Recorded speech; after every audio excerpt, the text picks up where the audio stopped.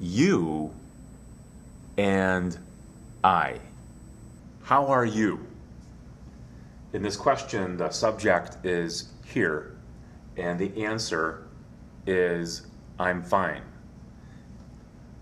These two pronouns are very frequently used in conversation. The conversation is between two people.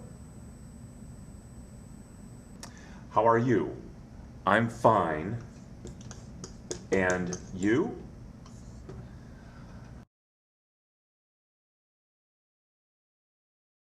Sometimes you is in the plural form, and so in this question, how are you? The answer might be we're fine.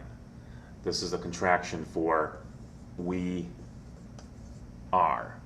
So this subject then matches this subject.